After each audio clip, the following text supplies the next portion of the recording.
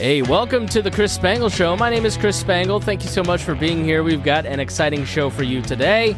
We're talking to Kris Bex of the Remnant Trust. You can go to one of their events and hold a book from like the 1400s, an original Magna Carta manuscript. Really cool organization that shares a lot of our values. So stay tuned for this interview with Kris Bex right after these messages. Kris Bex, thanks so much for... Is it Kris or Christopher, by the way? Kris works fine. Kris, okay. Kris, it's great to see you again. We met briefly at Rex Bell's birthday party and had a drive-by hello, and I'm so glad that you reached out to me because the Remnant Trust is something that I wanted to know about for a long time, that I'm really fascinated by the collection that you have and the mission that you have. But why don't we start with the Remnant Trust? What is its history? What is it about? Give us your mission statement first, and then kind of how you got to where you're at now. Sure. I'll give you kind of the cliff notes of the mission statement. It's about a paragraph, but our mission is to elevate people's understanding and the educational ideals as they are connected to the ideas of liberty and dignity. So the Remnant Trust is, it's 25 years old this year, as far as officially, when we started doing our mission was in 97. And we started with an idea of the Great Book Series from University of Chicago, that we would focus on the ideas of liberty and dignity, that we would find the top 100 works that deal with those subjects in the history of man, so to speak. Well, let's stop there because you've reached one of my passion projects. All right. One of the greatest gifts that I ever received was the 6-foot bookshelf, the Harvard Classics from my grandmother, which was this compilation of the greatest works of literature and history. And Mortimer Adler put together the Great Books series. I've got both of them. Sadly, they're in the garage just because I don't have room for them yet on the shelves in the back here. But and then I also have the like a Britannica edition of all these great American documents, and so I think those compilations are kind of like poppy history. They're really important. They've been somewhat criticized for kind of excluding a lot of things, obviously, but sure.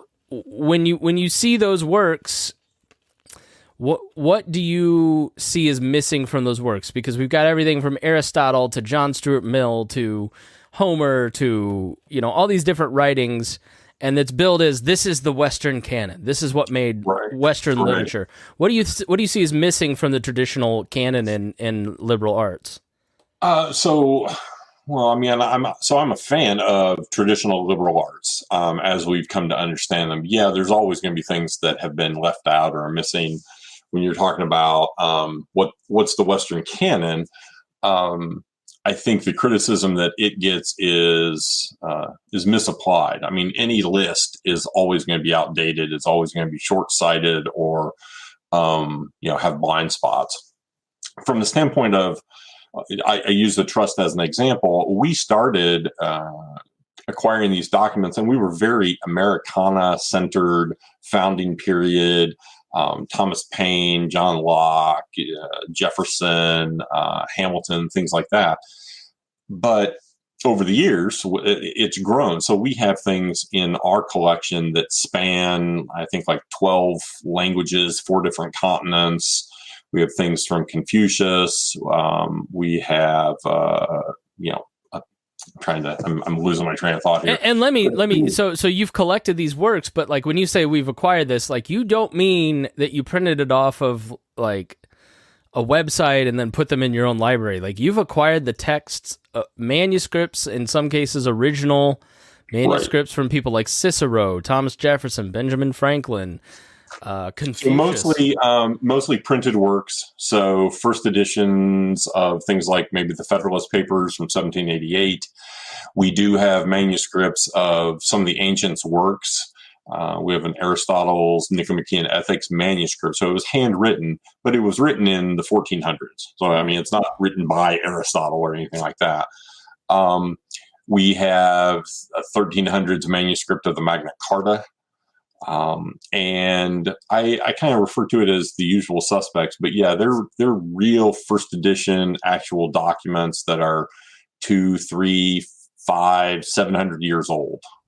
So how did you start acquiring all this?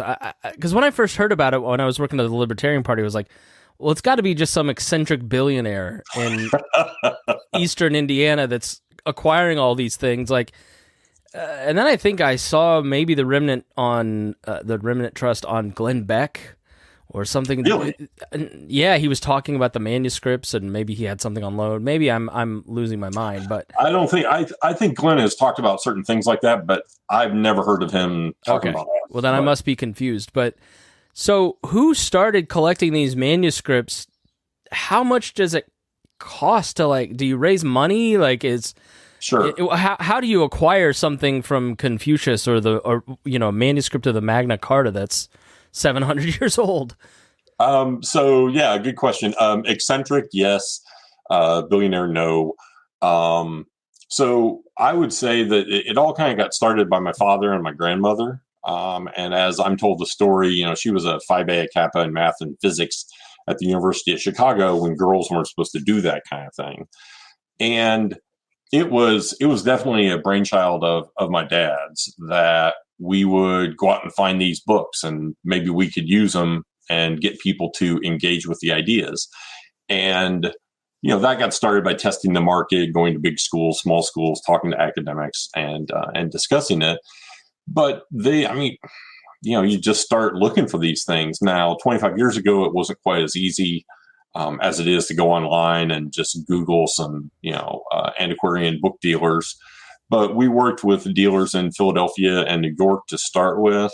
And then that network definitely grew over the years, so that there's a good cadre of dealers that know us and know what we're looking for. And we started with that list of 100. So that gave us, a lot of feelers out in the world. So people were aware of what we wanted and what we were looking for. And yeah, we fundraise. I mean, if there's one thing, occasionally I've gotten criticism about saying this, but one of the things I'm the proudest of the organization is that we didn't start with, great grandpa's collection of books. We started with this idea of getting these books and sharing them with people. And we've been able to put together over 1,500 documents like that, in the last 25 years. So. Yeah. So, and the second question that I had in my mind when I heard about it was, do they have like a big fireproof safe in their house? Like, where do you keep the books? I imagine you don't just like my books on the bookshelf back here, just throw them on the shelf. Right. Maybe in some cases you do, but how do you take care of these documents? So, where they're stored, they are in a climate controlled, fire suppressed vault. So they are locked and secured, so we don't have major issues like that. But also, one of the things that the trust does, which flies in the face of preserving it at all costs, is that we put them out into people's hands. We did an event this past October at the Columbia Club with George Will coming in and talking, and we had probably 35 documents out so people could, handle them, pick them up, take them out of the cases, take selfies with them, all that kind of stuff, which is kind of a new phenomenon of late. But we do take precautions to preserve them and care for them and things like that. I don't think that we've officially announced this yet, but like on the 12th of April, we're announcing we have a partnership with the Indiana Historic Society and with the Columbia Club in downtown. So the books will be housed in the vaults at the IHS, and we will have executive offices at the Columbia Club as well. So wow. We'll be operating in and about downtown. Where are you located now? That's where we are. We moved there in January, but of course did it quietly and, didn't announce the truck was pulling in with, some number of millions of dollars worth of books or something like that. So. Right. Yeah. I mean, so, beforehand, did you and did your dad start with this just like at his house? And how did he take care of the books back in the beginning? Yeah, absolutely. In the early days, we had a room that we controlled with, I think it was 3 humidifiers and dehumidifiers and 2 different air conditioning units. Wow. To keep them basically you want to keep them as cool as possible or as tolerable, and you want about 45% relative humidity are the best conditions for documents like this.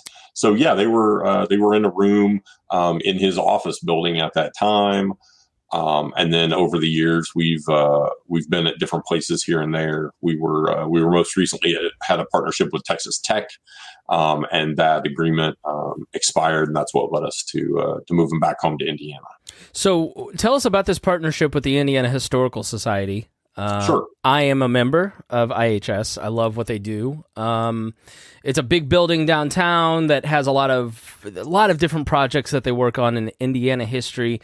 You know, how did that come about with this? It's a private foundation, right? A private. Yeah. So they're a private. Yeah, they're not a public entity. They're supported privately. You know, they have members, they have donors. They build their own endowment and things like that. Part of a conversation over the last couple of years, I would guess. We had this conversation started with the Columbia Club and some of the, leadership there. And also we had conversations with leadership at IHS. And I don't know, a few months into it, it just kind of dawned on someone in the group that was like, well, it's not about one or the other. Why can't we do something here with everybody? And the IHS provides obviously a fantastic facility with great staff that knows how to deal with things. They provide some conservation opportunities as well. And they have, a public mission, a public focus of what they do with their stuff. And this was a way to say, well, our things can be part of that as well. So the documents that aren't traveling to schools or other exhibitions around the country or the world will be at IHS. The public will be able to come in and say, hey, can I see that 1350 Magna Carta?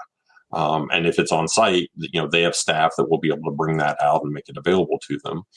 And then with the Columbia Club, it's a similar kind of thing. I mean, while they are a private club, they have a public focus and a public mission. And working with them using their event facilities and catering and things like that they have on hand to allow us to kind of be more in the driver's seat and scale up the type of events and programming that we can offer. Yeah, the Columbia Club was founded by President Benjamin Harrison. It's right on the Circle in downtown Indianapolis. It's where Mark Rutherford taught me which forks to use and tried to culture me as I was a young bumpkin from Plainfield. Mark's good for that. Yeah. Well, we went to a fundraising dinner in 2009. And granted, you may know Abdul Hakim Shabazz, another Columbia Club member who's part of the elite, the establishment here in town. And, came to my first rehearsal dinner. My dad's just grabbing handfuls of calamari out of the community dish. Sure.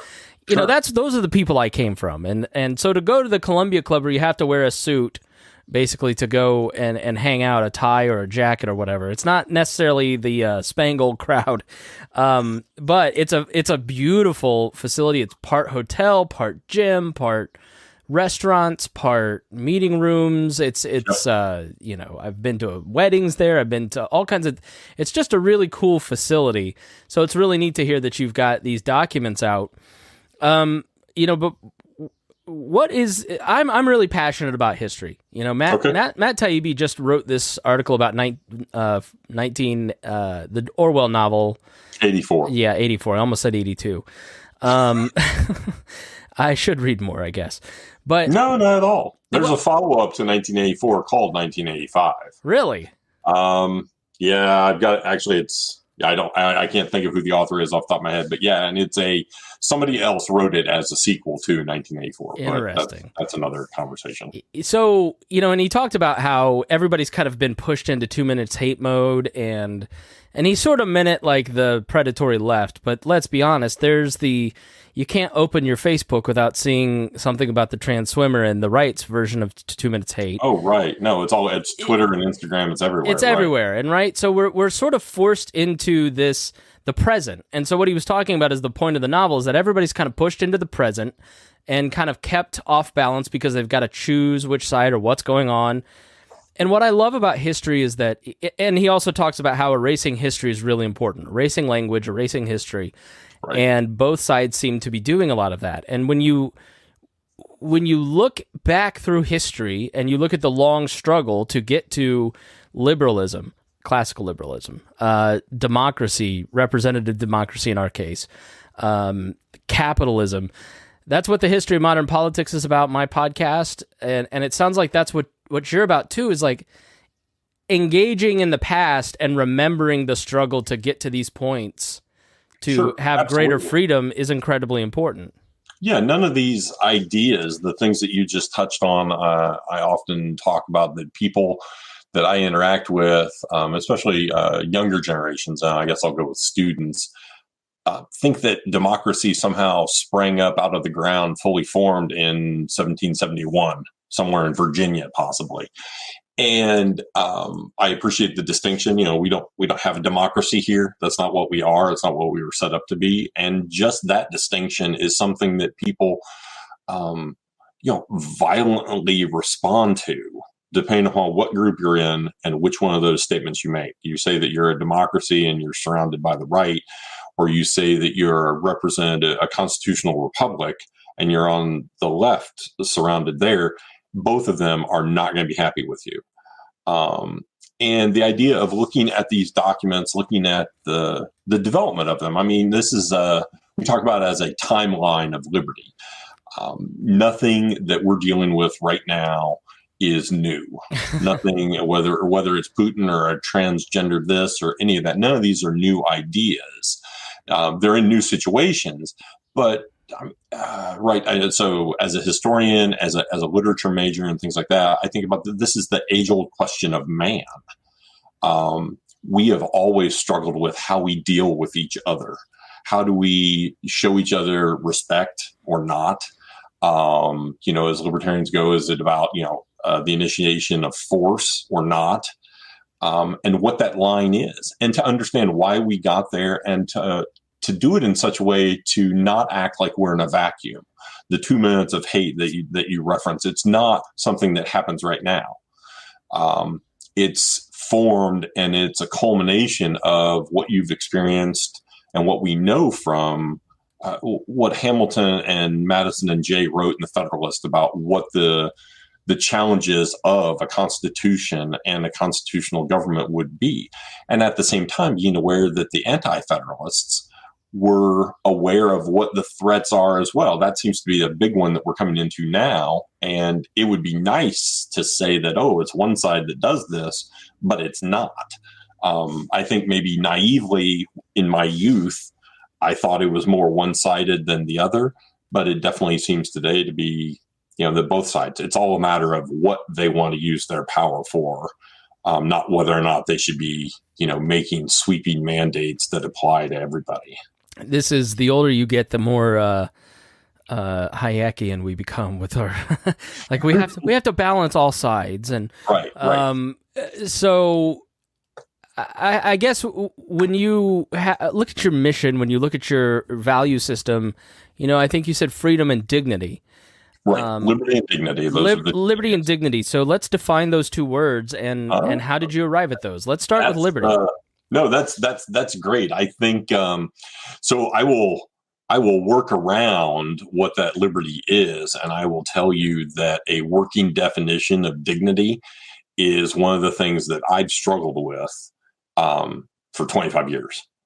I gave a talk once, and I had a guy ask a question and say, okay, you talk about this liberty and dignity stuff, and that liberty stuff, that's all fine. I get that. I don't really care about that. What I care about is dignity. What's that mean?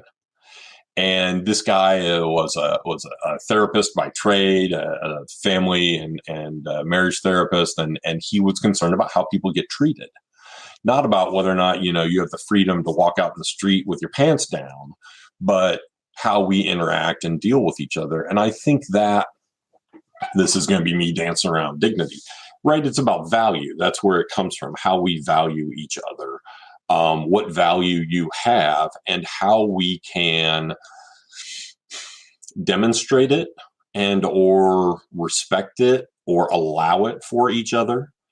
To say that you're allowed to have an opinion, and that doesn't mean that your opinion is the same as someone who's educated in the field and has a better understanding, but it's about saying you can come in with that opinion and we can discuss it. I think it revolves for the trust a lot around the idea of civil discourse. We talk about like this great conversation that we hope to engage people in, and that great conversation has to take place with civility, with a common level of respect for each other, that we can talk about things and we can disagree. And we can vigorously disagree. And at the end of it, we can theoretically shake hands and go about our business and say, look, Kris, you're totally wrong on this. And I'm just not going to come around to that. But that doesn't mean that we hate each other, or that we can't do business, or that we can't sit down and have a conversation about it, maybe with a larger audience, to get people to engage. That 2 minutes, the sound bites, the quick response, the knee-jerk reaction, the meme that we share, while memes I think are hilarious and tend to do what comedy and humor does, which is kind of poke at the really tender spots.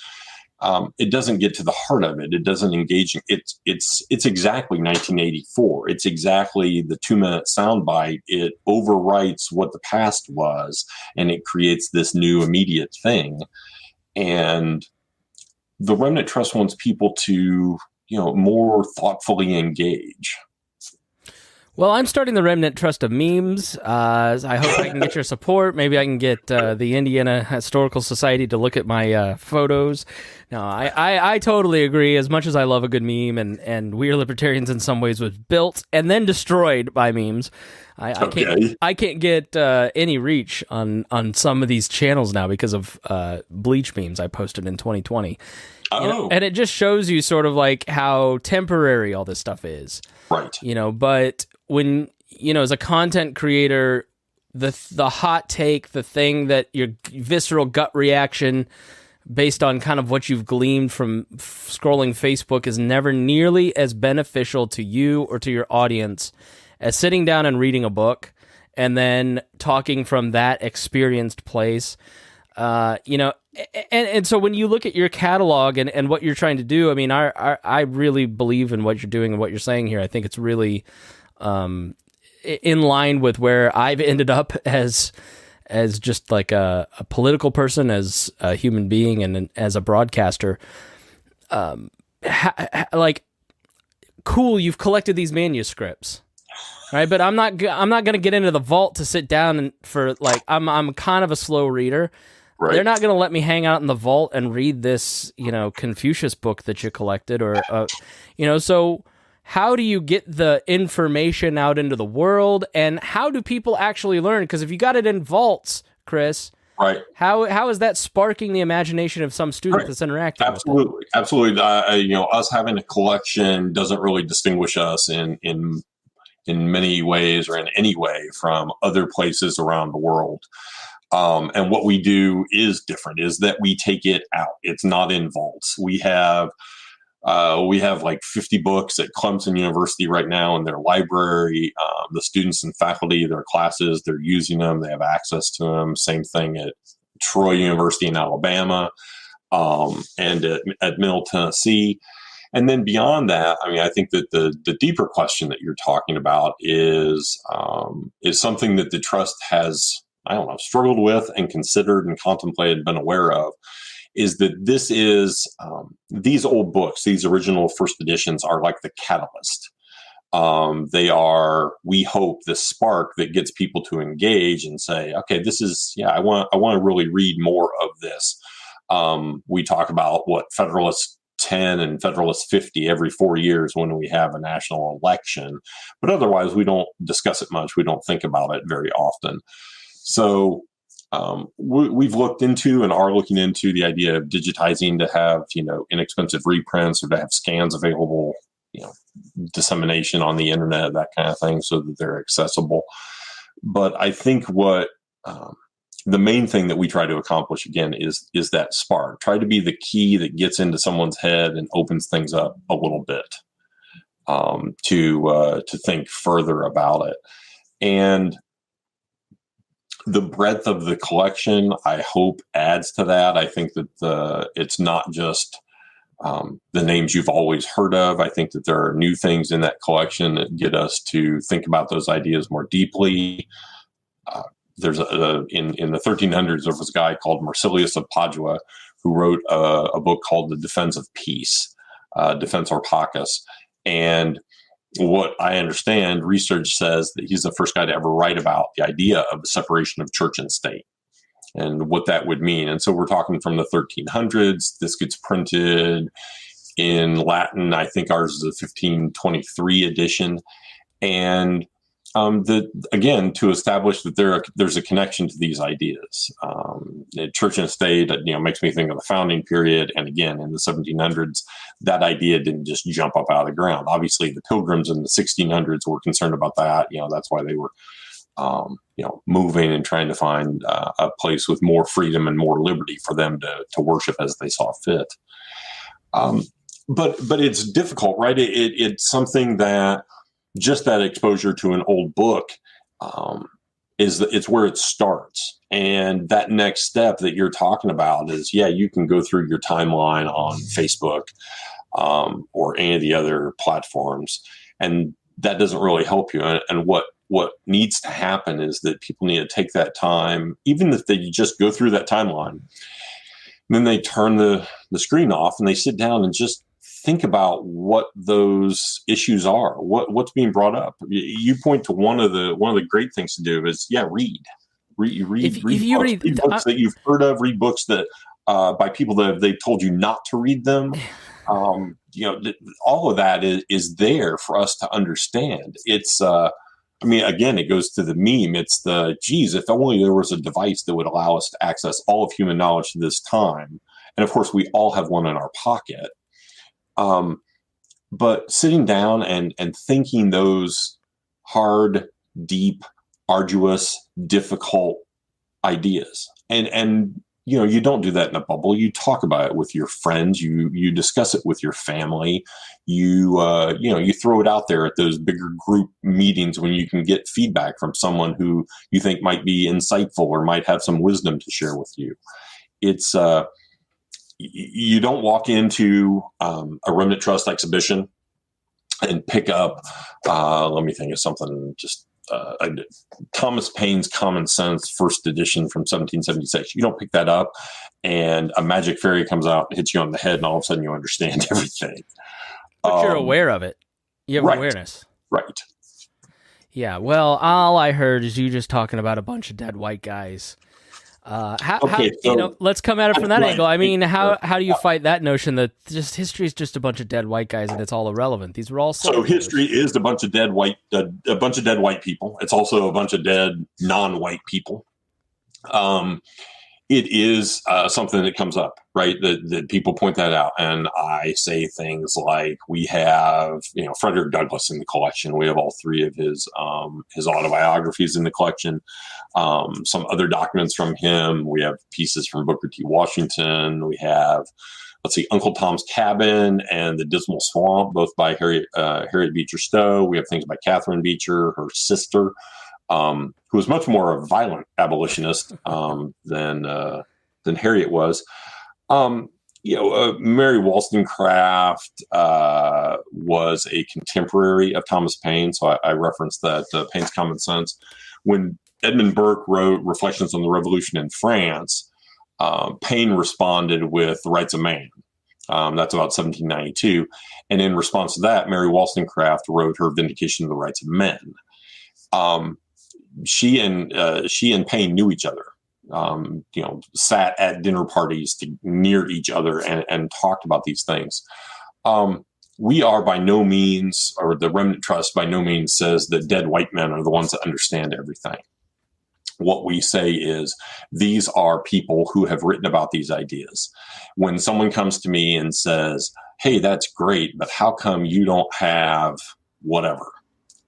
If it fits in our criteria, which generally we try to stay out of the 20th century. But it's things like Mary Wollstonecraft. I had never heard of her with a bachelor's and master's degree in American Lit until I was some years into working with the Remnant Trust.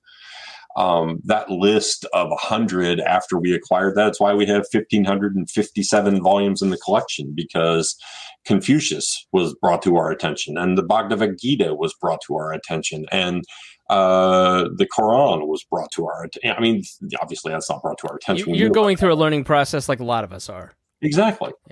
Yeah. And that's why, like when you say the thing about the Western canon or anything like that, you want to look at anybody's list of anything. And it's one of the great things about lists is that they're fun to dispute. They're fun to poke holes in. This is a place for people to start.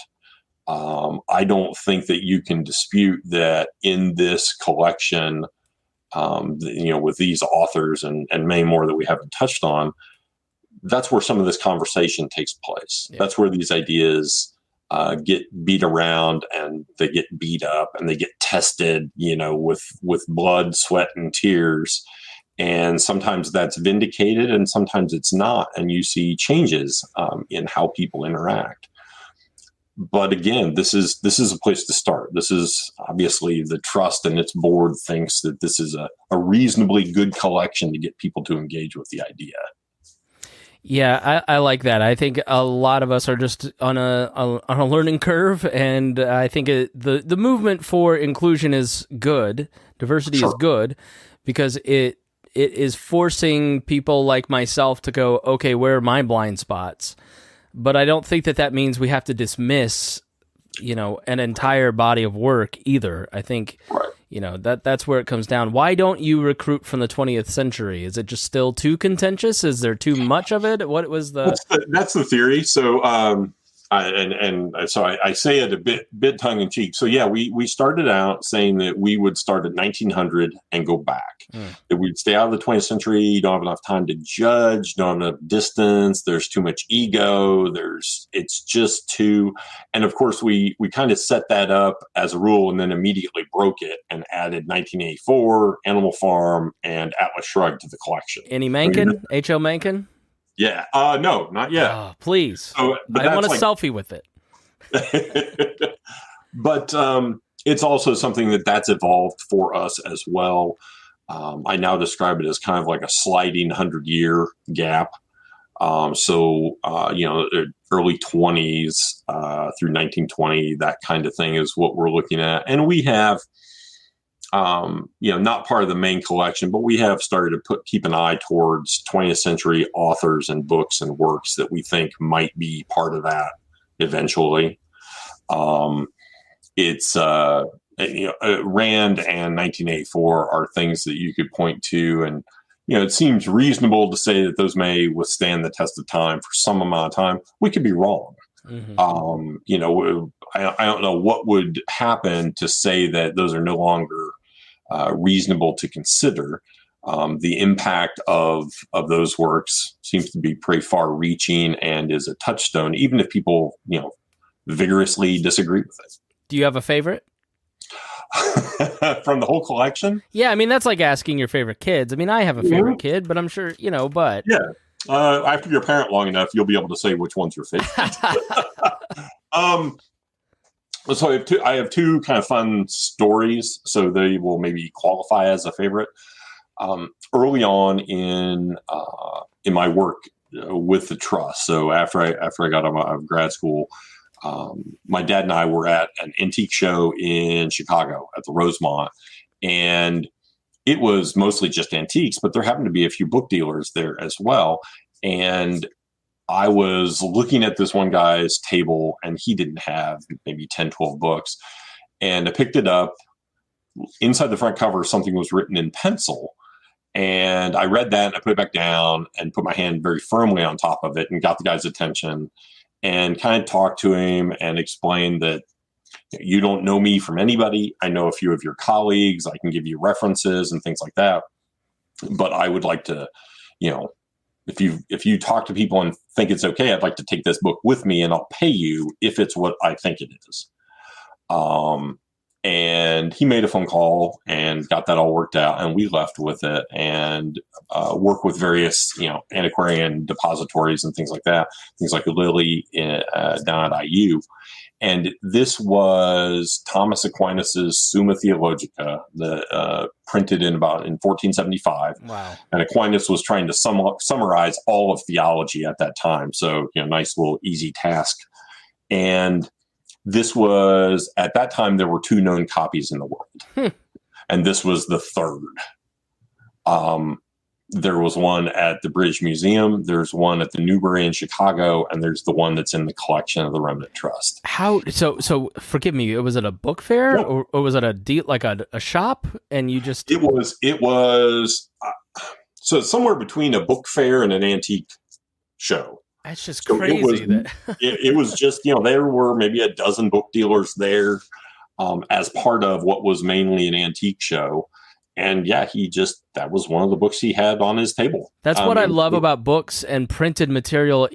How many hard drives have you had, and how many hard drives do you get out and look at, and photos, and and even my Kindle, it's just so hard to I read on my Kindle almost exclusively anymore, but it's so hard to summarize it, and it's not going to last. But then this book printed in 1470 makes its way to Cincinnati, where it's picked up at a book fair. It's near permanence in so many cases. It's unbelievable. Absolutely. And there's something to that, the physicality, the actual book as an object. And you've touched on something that, so it's 500 years old. It's 500, almost 50 years old. And whose hands has it gone through? In those 500 years, would it have gone through someone's hands that we recognize the name of? Yeah. Was it in a location, in a church, in a monastery? Was it in a library that we would know? And you're right. There is something you can't do with the Kindle, right? You can't have that experience with the iPad. And I love technology. I'm a huge nerd, but there's something about that book as an object. And, again, that's part of that experience. I think that's one of those things that I can't quantify to someone other than say, you have to have that experience. Wherever you have it, generally I say you should have that with the Remnant Trust somewhere, and you'll get to put some of these books in your hands and see what that's like. Yeah, that's incredible to think, was it came over on the Mayflower? Or, right. Just wild. All right. Well, how can people support you? I know you've got an event coming up. Where can people, shameless self-promotion time, Kris? Sure. And I appreciate that. Absolutely. So we have an event coming up at the Columbia Club, May 3rd and 4th. We're bringing in Robert Woodson from the 1776 Unites program. He's going to be in and do a keynote speech on the 3rd. Kind of a fundraiser. Obviously, we're selling tables and tickets and things like that. You can find that at remnanttrustevents.com. And then beyond that, we're a 501c3 tax-exempt entity. Donations are always appreciated to support our mission. You can be in touch with us on all the social media platforms. I don't know if that's sadly or not, but on the social media platforms, contact us through our website, which is theremnanttrust.com, and sign up for a newsletter, ask us questions, find out where we are, what books are going where, and things like that. All right, Kris Bex of the Remnant Trust, thank you so much. remnanttrustevents.com. Check out that event here in Indianapolis, or check out their website. They've got all kinds of cool stuff there. I was looking at it a little bit earlier. Really neat organization. Thank you so much for sharing.